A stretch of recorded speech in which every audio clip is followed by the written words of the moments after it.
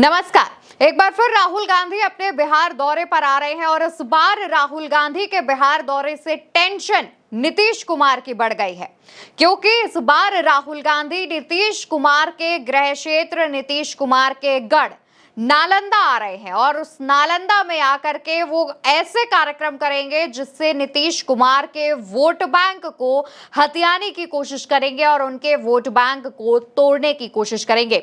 दोस्तों, इससे पहले भी राहुल गांधी करीब 4 बार बिहार आ चुके हैं, जहां वो जनवरी, फरवरी, अप्रैल और मई के महीने में आए थे बिहार। 7 अप्रैल को तो उन्होंने नौकरी दो पलायन रोको यात्रा में जब शिरकत की थी। जब वो आए थे तो बिहार में भीड़ लग गई थी और सब राहुल गांधी के साथ सड़कों पर उतर आए थे।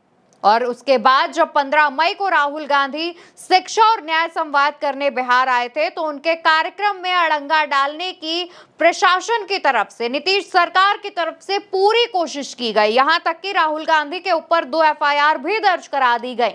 लेकिन उसके बाद अब एक बार फिर राहुल गांधी 6 जून को बिहार आ रहे हैं, जहां पर वो मुख्यमंत्री नीतीश कुमार के गृह क्षेत्र में डेरा डालेंगे और वहां कार्यक्रम करेंगे। अब आपको एक और चीज बता देते हैं, और वो ये चीज है कि नीतीश कुमार के गृह क्षेत्र जब राहुल गांधी पहुंचेंगे तो वो किन किन कार्यक्रमों में शिरकत करेंगे। तो आपको बता दें कि वो नीतीश कुमार के वोट बैंक को साधने के लिए बिहार आ रहे हैं और जो कार्यक्रम करेंगे वो कार्यक्रम ईबीसी से जुड़ा हुआ है। ईबीसी यानी कि अति पिछड़ा वर्ग, और इस वर्ग को साधने के लिए राहुल गांधी जब बिहार आएंगे तो उनके कार्यक्रम से पहले की जो तैयारियां हैं वो कर ली गई हैं।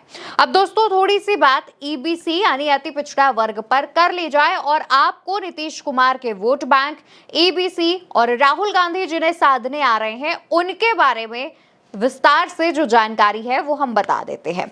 ईबीसी की अगर बात करें दोस्तों, तो अति पिछड़ा वर्ग में करीब 112 जातियां आती हैं। ये 112 जातियां कुछ 1-1, 2-2, 3-3% के हिसाब से उनकी आबादी है। लेकिन अगर यही 112 जातियां आपस में मिल जाती हैं तो इनका जो प्रतिशत है वो बनता है तकरीबन 36% के आसपास। यानी कि ये बिहार में एक महत्वपूर्ण निर्णायक की भूमिका निभाती हैं, एक मजबूत वोट बैंक की भूमिका निभाती हैं। अब दोस्तों, अति पिछड़ा वर्ग नीतीश कुमार का कोर वोटर कहा जाता है। पूरा 36% तो नहीं, लेकिन हाँ, इसका एक बड़ा हिस्सा नीतीश कुमार के पक्ष में जाता है। अब नीतीश कुमार खुद कुर्मी जाति से आते हैं, जिसकी आबादी तकरीबन 2 से 2.5% के आसपास है। नीतीश कुमार ने जब भी राजनीति की है कभी भी खुद को सिर्फ एक जाति तक सीमित नहीं रखा है। उन्होंने अति पिछड़ा वर्ग के बारे में बात भी की है। इसके अलावा वो मुस्लिमों का भी वोट बैंक माने जाते हैं। बड़ा हिस्सा मुस्लिमों का नीतीश कुमार के पक्ष में है। और अब इस बार राहुल गांधी नीतीश कुमार के ईबीसी वाले वोट बैंक पर निशाना साधने के लिए आ रहे हैं और उसको अपने पक्ष में करने के लिए आ रहे हैं। और दोस्तों, ईबीसी अगर आपको लग रहा है कि मात्र 36% हैं, उनमें 112 जातियां जो 1-1.5-2% के आसपास हैं, तो वो बिहार में क्या ही कमाल दिखाती होंगी। तो इसका एक जीता जागता उदाहरण कर्पूरी ठाकुर है, जो कि ईबीसी के ना सिर्फ सबसे बड़े नेता हैं बल्कि खुद बिहार के 2 बार के मुख्यमंत्री और 1 बार के उप मुख्यमंत्री हैं। तो अगर कर्पूरी ठाकुर ईबीसी जाति से आते हुए बिहार 2 बार संभाल सकते हैं तो ईबीसी जाति का महत्व खुद में कितना है आप ये समझ सकते हैं। अब अगर हम इन 112 जातियों की और तह में जाते हैं, डिटेल में जाते हैं, तो इन 112 जातियों में तेली, मल्लाह, कानू और धानुक ये वो आबादी हैं, ये वो जातियां हैं जिनकी आबादी 2% या फिर उससे ज्यादा है। अब अगर अति पिछड़ा मुस्लिम जातियों की बात करें तो उसमें जुलाहों की ही सिर्फ आबादी 3.5% है और ये खुद में बहुत ज्यादा है। इसके बाद नोनिया, चंद्रवंशी, नाई, बढ़ई, मुस्लिम धुनिया और मुस्लिम कुंजड़ा ये वो जातियां हैं जिनकी आबादी 2% से भी कम है। लेकिन उसके बाद भी ये एक मजबूत वोट बैंक है जो अगर एक साथ आ जाए तो किसी भी सरकार को हिलाने का दम रखते हैं। कुछ और जातियों को छोड़कर कुछ ऐसी भी जातियां हैं जो कि 1% या फिर उससे कम है और वो सामाजिक आर्थिक रूप से सबसे पिछड़ी जातियां हैं बिहार की। अब क्योंकि नीतीश कुमार खुद कुर्मी जाति से आते हैं और कभी भी उन्होंने खुद को एक जाति से तक सीमित नहीं किया है, तो इस वजह से इन जातियों का झुकाव नीतीश कुमार की तरफ ज्यादा था।